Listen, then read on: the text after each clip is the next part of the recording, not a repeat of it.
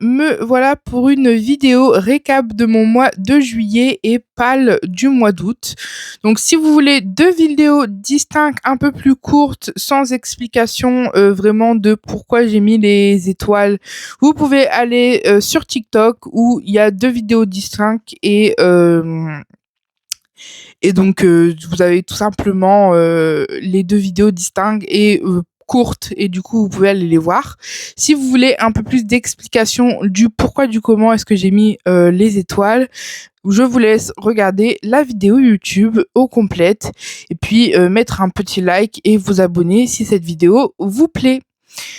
Donc du coup, on commence tout de suite avec mon récap de juillet. J'ai commencé le mois avec Game Changer, le tome 1 de la série Game Changer de Rachel Reid chez les éditions Chatterley.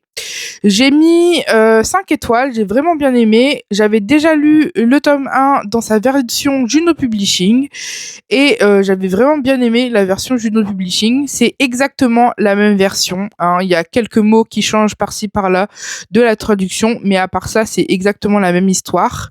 Je l'ai acheté en version Chatterley car les éditions Chatterley vont publier toute la saga, ce que les éditions Juno Publishing n'ont pas fait parce qu'ils ont publié que les 2 premières tomes et en plus la couverture des éditions Chatterley est beaucoup plus belle que celle de Juno Publishing. Donc voilà pourquoi j'ai acheté la version Chatterley, mais j'ai décidé de me faire quand même une relecture et j'ai toujours aussi bien aimé Game Changer. Donc c'était une très très bonne lecture. J'ai mis un 5 étoiles. L'écriture de l'autrice est addictive. La traduction est bien faite. Il n'y a pas de mots bizarres et de phrases bizarres dans le récit. Donc tout est parfait. J'ai écouté la moitié en audio et j'ai vraiment bien aimé l'audio pour le tester. En fait, j'avais demandé en service presse l'audio pour tester. Et l'audio est vraiment bien. Les voix des personnages sont bien. La narration est bien. Donc j'avais vraiment bien aimé l'audio. Et la relation entre nos 2 personnages, entre Scott et Kip, est vraiment trop mignonne. Et j'ai beaucoup aimé les personnages en eux-mêmes. Donc j'ai vraiment bien aimé la façon dont Rachel Reid a écrit ses personnages. Et j'ai vraiment bien aimé surtout les personnages secondaires. Donc c'était une très très bonne lecture. Ensuite, j'ai lu Just Milo de Laurence Chevalier en auto-édition. Donc là, j'ai mis un 5 étoiles également. J'ai vraiment beaucoup aimé. Donc c'est une histoire un peu fake dating, triangle, sex friends, on va dire ça comme ça. Fake dating avec une histoire de mariage, avec une histoire de secret. Donc j'ai vraiment bien aimé. L'écriture de Laurence Chevalier est addictive, elle est fluide, elle est vraiment facile à lire. Je l'ai lu à peu près en 2 jours, j'avais fini. J'ai écouté un chapitre en audio également qui était plutôt pas mal. J'ai bien aimé les voix. Ils reprennent bien de ce qui est écrit dans le livre, donc il n'y a pas de changement entre l'audio et le livre. Donc ça, c'est cool. J'ai beaucoup aimé le personnage de Milo qui est assez singulier, qui est propre à lui-même. J'ai vraiment bien aimé sa façon d'être. J'ai bien aimé aussi le personnage de Dorian, même si à certains moments j'avais un peu envie de le secouer. Mais à part ça, j'ai bien aimé. Et j'ai surtout bien aimé la relation entre Milo et Dorian qui se tisse petit à petit et qui donne très très envie. Ensuite, j'ai lu le tome 1 et le tome 2 de Dans leur cage de Rihara chez les éditions Anna Collection. Donc là, ça va être un ami d'enfance, retrouvailles, avec un laboratoire sur la grossesse masculine entre un patient et un chercheur. Donc j'ai mis un 4 étoiles au premier tome et un 4,5 au deuxième. J'ai préféré le deuxième car on est un peu plus dans l'histoire, alors que dans le premier c'est un tome introductif avec beaucoup de smut. Il y a également du smut dans le deuxième tome, mais beaucoup moins, et on apprend plein de choses. C'est un peu le tome des révélations. Donc j'ai vraiment bien aimé ce deuxième tome, j'ai préféré ce deuxième tome, mais le premier tome est également très très bien, hein. Je l'ai vraiment adoré également le premier tome, mais j'ai quand même préféré le deuxième.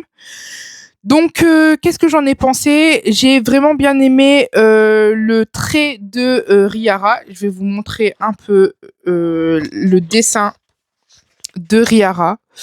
Donc voici des planches de dessin. Et je vous montre un peu le dessin en couleur qui est très très beau. Donc son trait est assez fin et assez unique, donc j'ai beaucoup aimé. J'ai également beaucoup aimé l'histoire entre Nagisa et Hayato. Donc l'histoire d'amour entre Nagisa et Hayato est assez mignonne. Donc franchement, j'ai vraiment bien aimé tout ça.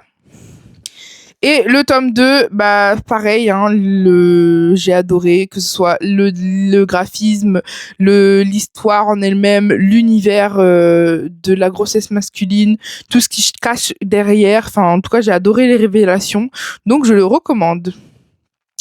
Ensuite, j'ai lu Sur le bureau de Laetitia Tran en auto-édition. Donc là, j'ai mis un 4,5 étoiles également. J'ai vraiment adoré, même s'il y a eu une petite longueur dans l'histoire, et c'est pour ça que j'ai enlevé 0,5 étoiles. Il y a eu une petite longueur à un moment où en fait ils ne se parlaient plus, et du coup ça m'a paru un peu long. Mais à part ça, j'ai vraiment bien aimé. Donc là, ça va être les tropes romance MM, du coup, patron employé, sex friends, amour interdit un petit peu. Donc j'ai vraiment bien aimé ce roman. Donc j'ai adoré la relation entre Jules et Alistair, qui est vraiment toute mignonne, qui est toute douce, qui avance avec des non-dits bien sûr, comme dans toutes les romances MM, je pense. Mais il y a quelques non-dits qui ont fait qu'il y a certains moments ça bloquait un peu dans leur relation, mais ils ont réussi, l'autrice a réussi à les faire avancer quand même. Donc ça, j'ai vraiment beaucoup aimé. Et ensuite, j'ai bien aimé les personnages secondaires qui sont bien présents, qui sont bien là pour aider les personnages principaux.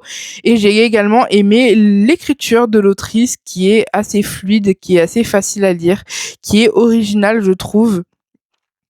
Enfin, j'aime beaucoup en tout cas son écriture. Ensuite, j'ai lu un manhwa qui s'appelle Defense Mechanism de Z chez les éditions Now Studio.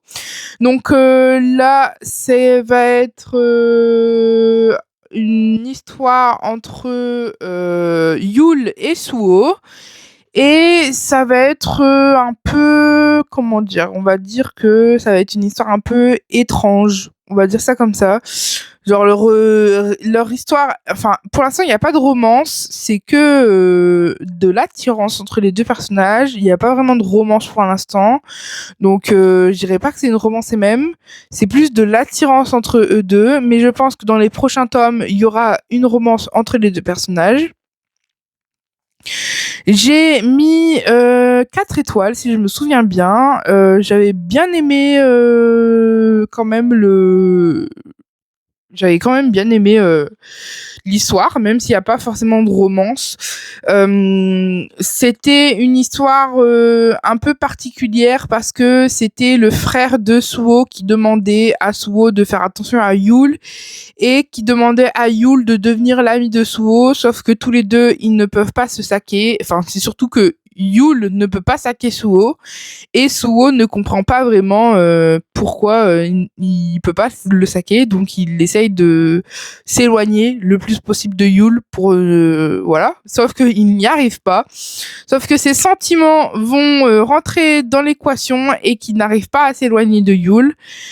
Donc c'est une bonne histoire, j'ai bien aimé, je le recommanderais toujours, mais le seul petit point négatif, c'est les dessins. Vous voyez en fait le trait du visage est assez pointu, donc ça m'a un peu dérangé au début, mais en soi on s'y fait vite. Donc je le recommande quand même si vous n'êtes pas un peu psychorigide comme moi et que ça vous voit les formes un peu pointues du visage. Ensuite, j'ai lu en service presse Block My Evil Paint My Love de Epta Singrafes en auto-édition. Donc, je vous mettrai la couverture ici. Donc, là, j'avais mis un 4 étoiles, si je me souviens bien, et j'avais adoré, j'avais vraiment bien aimé. Que ce soit l'écriture, que ce soit les personnages, que ce soit l'univers dans lequel on est au lycée, du coup on est entre un jeune homme qui va se casser le bras et qui va devoir comment on dit, devoir être sous la garde entre guillemets d'un autre élève, sauf qu'ils sont un peu ennemis et il va arriver plein de trucs, plein de péripéties dans le livre. Donc j'ai vraiment bien aimé ce livre, donc je le recommande. Ensuite, j'ai lu Le sexe avec toi de Alice Lucky en auto-édition. Et là, j'ai également vraiment aimé cette histoire, même s'il y a énormément de smut dedans. Ça va être entre un jeune homme qui n'a rien testé niveau amour et tout ça, et un acteur de porno. Donc, j'ai vraiment bien aimé leur relation et j'ai vraiment bien aimé l'écriture de l'autrice. Ça se lit extrêmement vite. L'écriture est assez belle et assez elle est belle tout simplement, j'ai adoré l'écriture.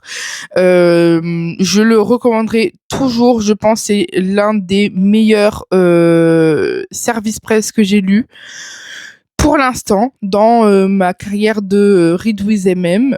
Donc voilà.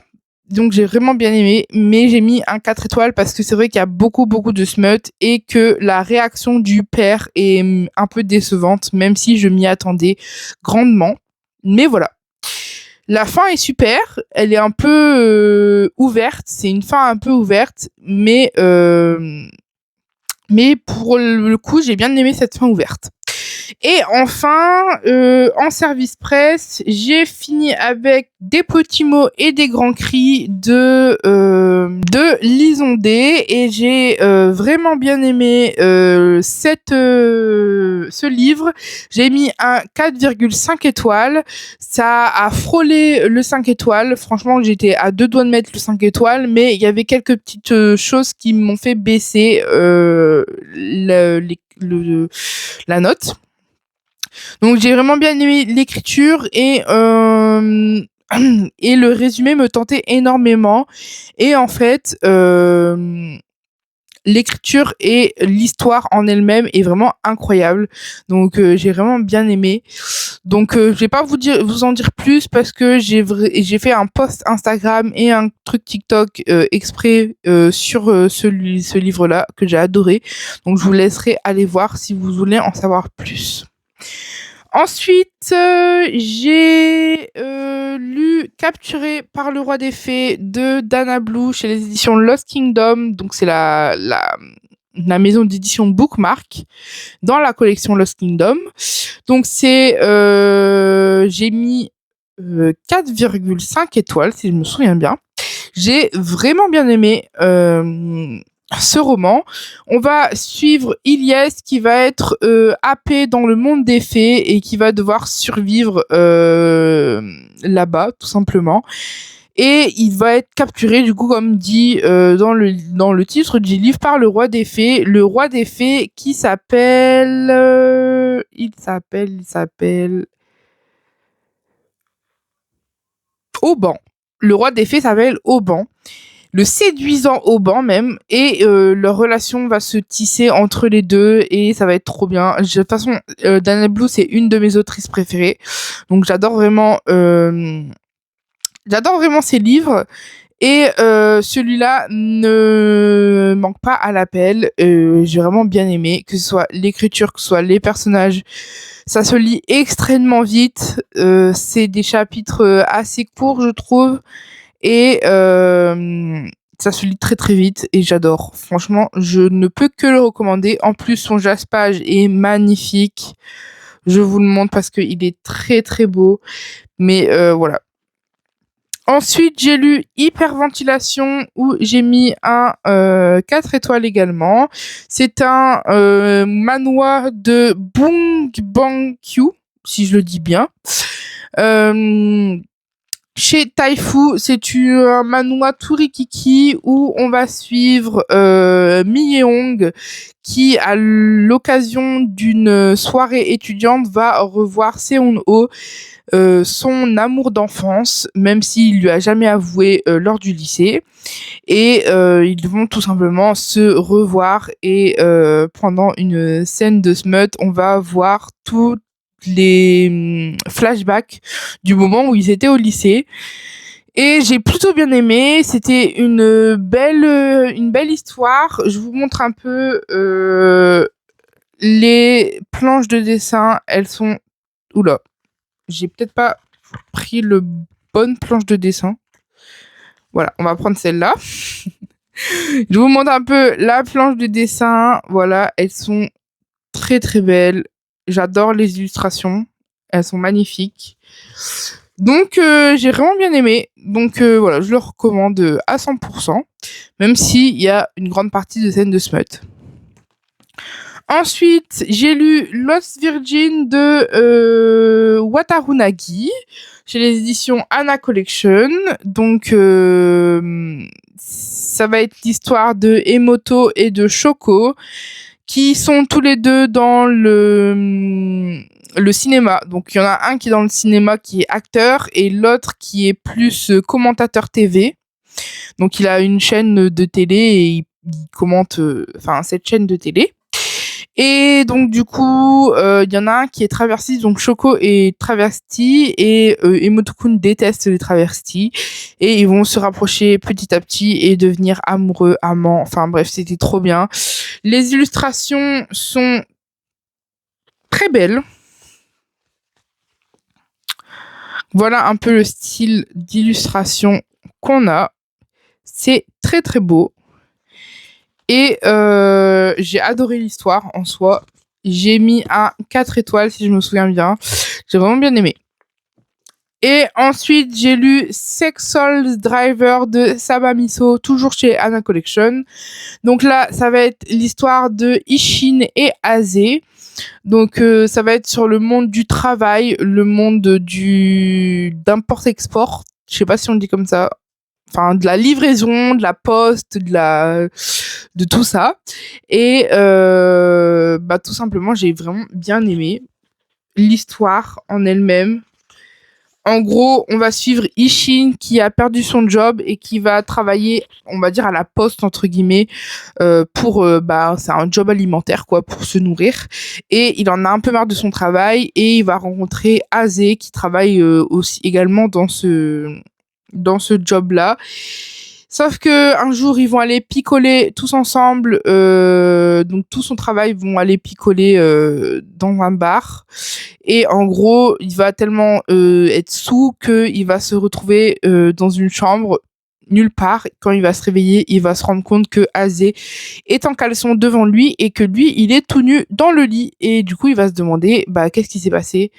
Donc, j'ai plutôt bien aimé. Apparemment, c'est un tome 1, donc on verra la suite. Mais c'était une bonne lecture. Et pour finir, j'ai lu La saveur du printemps de Kevin Panetta et Savannah Ganucho chez les éditions Jungle. Donc là, c'est un roman graphique qui traite de la passion de la boulangerie, du travail en boulangerie, de la musique, d'amitié, de famille et de romance, bien sûr. Donc voilà, on va suivre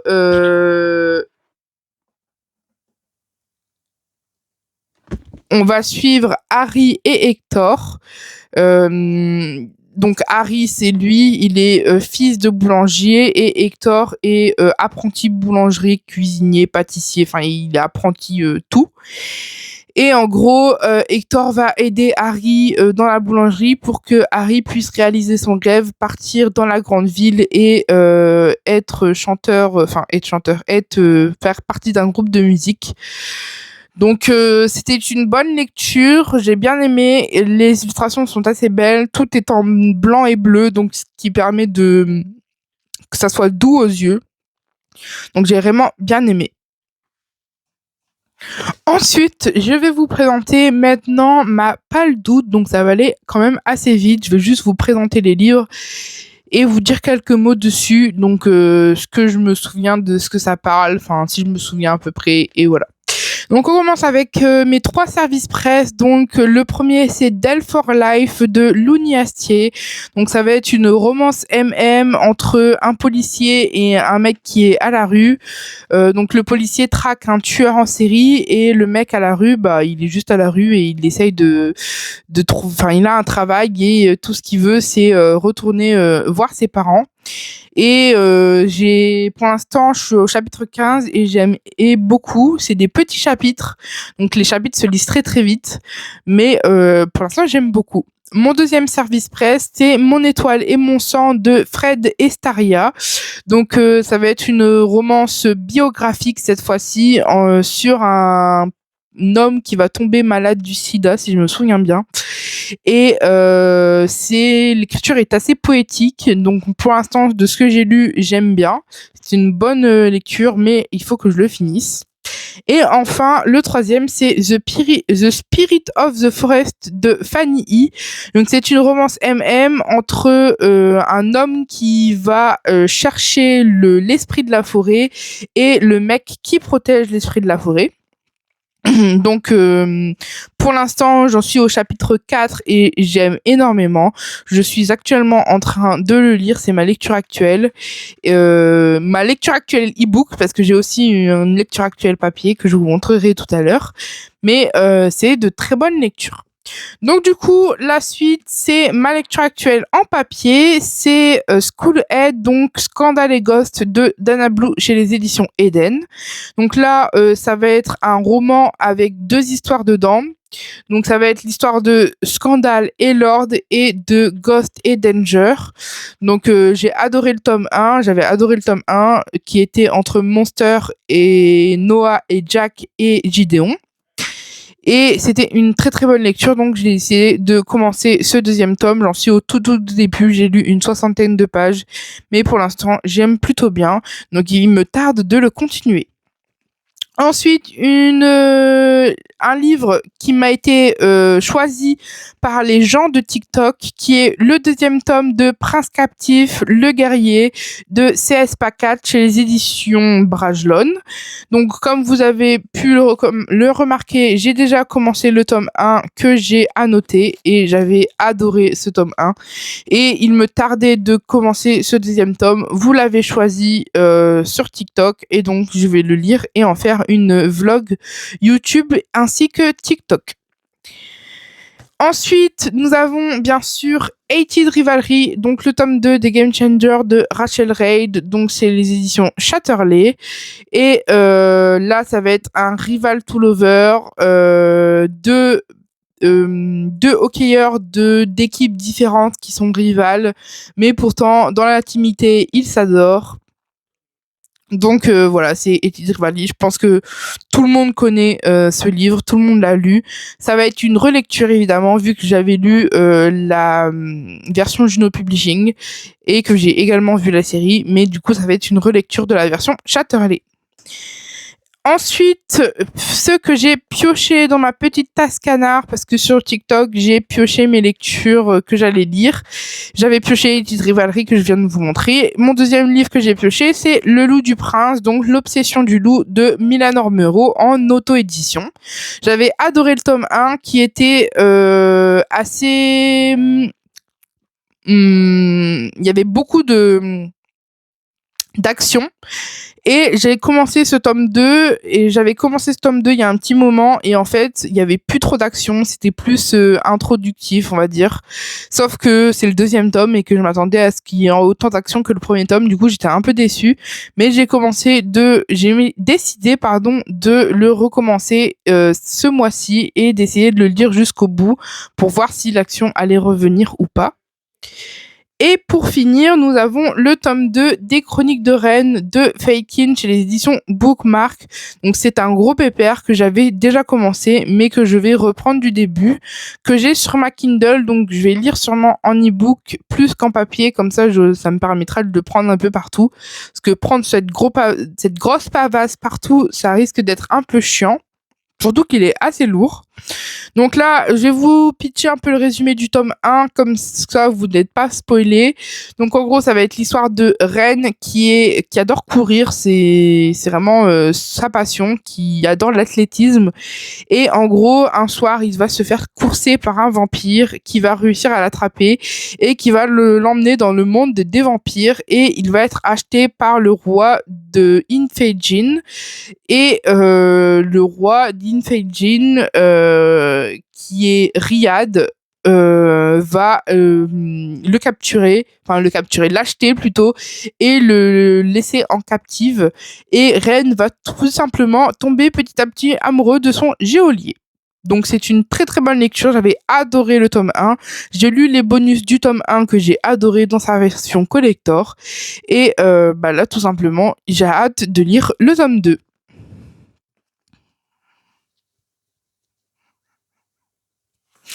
Si tu as aimé cette vidéo, n'hésite pas à liker, commenter, t'abonner et moi je te dis à bientôt dans une prochaine vidéo.